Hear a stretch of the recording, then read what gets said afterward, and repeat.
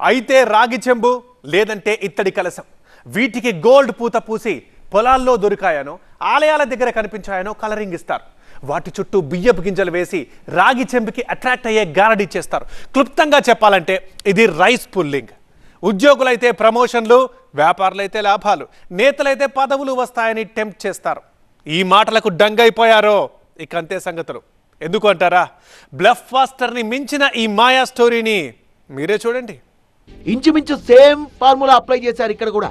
Reel scene లో కోట్లు కొట్టేస్తే రియల్ గా లక్షల రూపాయలు కాజేశారు. కలశానికి అతీత శక్తులు, ఆ కలశం ఇంట్లో ఉంటే పసిడి సిరి, పదవులతో పేరు ప్రఖ్యాతులు.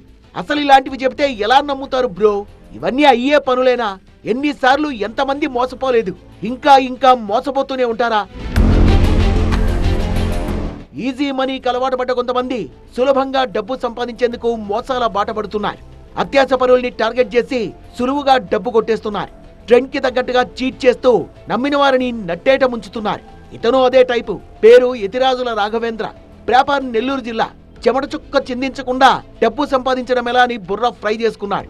అప్పుడు మైండ్ లో ఫ్లాష్ అయింది ఈ రాగి చెంబు. ఈ చెంబులో అణ్వాయుధాలు, శాటిలైట్లలో వినియోగించే అద్భుత శక్తి ఉందని ప్రచారం చేశాడు. ఇదొక్కటి ఇంట్లో ఉంటే పసిడి వర్షం నాన్ స్టాప్ గా కురుస్తూనే ఉంటుందని నమ్మించాడు. పైగా పక్క రాష్ట్రాల్లో ఈ రాగి చెంబును అమ్మితే కోట్లొచ్చి పడతాయని బిల్డప్ ఇచ్చాడు. ఈ స్థాయిలో డప్పు కొట్టడంతో నిజామాబాద్ జిల్లా నందిపేటకు చెందిన రియల్ ఎస్టేట్ వ్యాపారి సాయికృష్ణ ఫ్లాట్ అయిపోయాడు. నాకు కూడా రాగి చెంబు కావాలని బంధువైన నర్సింగ్ ద్వారా రాఘవేంద్రకు కబురు పెట్టాడు. అంతా కలిసి 5 days సిట్టింగ్ వేశారు. రాగి చెంబు మహిమలు అన్నీ ఇన్ని కావు, చెంత ఉంటే కో అంటే కోట్లు కనకమే అని రాఘవేంద్ర చెప్పడంతో సాయికృష్ణ గుడ్డిగా నమ్మేశాడు. అడగ్గానే అడ్వాన్స్ కింద 20 లక్షలు ఇచ్చాడు. ఆ తర్వాత కొద్ది రోజులకి హైదరాబాద్ కు రావాలని కబురు పెడితే వెళ్ళాడు. కూకట్పల్లిలో ఓ ఇంటికి తీసుకెళ్లి క్యాండిల్ల మధ్యలో రాగి చెంబు చూపించారు. కొన్ని రసాయనాలు కలిపి బియ్యం గింజలు ఆకర్షించడాన్ని, కొవ్వొత్తులు వెలగడాన్ని సినిమాటిక్ గా చూపించారు. మ్యాటర్ అక్కడితో అవ్వలేదు. సాయికృష్ణను గుంటూరు, నెల్లూరు తీసుకెళ్లి హిప్నటిజం చేసి తమ అండర్లోకి తీసుకున్నారు. అలా విడతల వారీగా 75 లక్షల రూపాయలు కొట్టేశారు.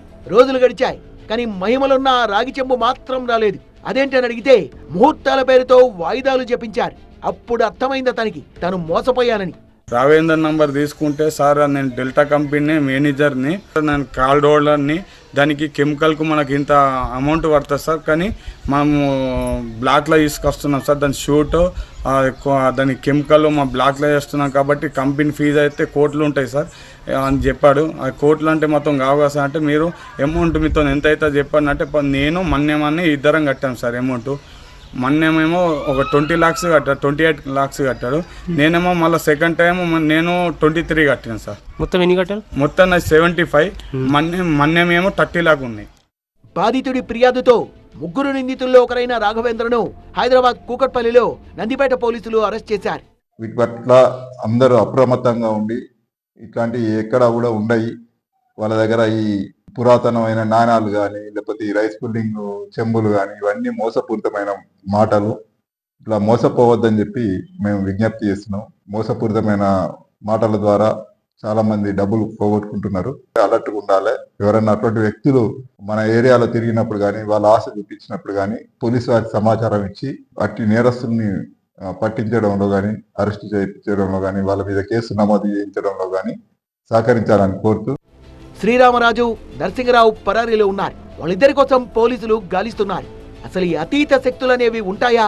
ఛాన్సే లేదు. సినిమాల్లో చూపించేవన్నీ నిజమని భావిస్తే అంతకంటే అజ్ఞానం మరోటి ఉండదు. కష్టపడకుండా డబ్బు సంపాదించే మార్గాలున్నాయని చెప్తే ఖచ్చితంగా అనుమానించాల్సిందే. కాదు కూడదని నమ్మారో కొంప కొల్లేరే. సాయికృష్ణలా మోసపోవడం గ్యారంటీ. అలాంటి వాళ్ళు ఎదురైతే వెంటనే తమకు సమాచారం ఇవ్వాలంటున్నారు పోలీసులు.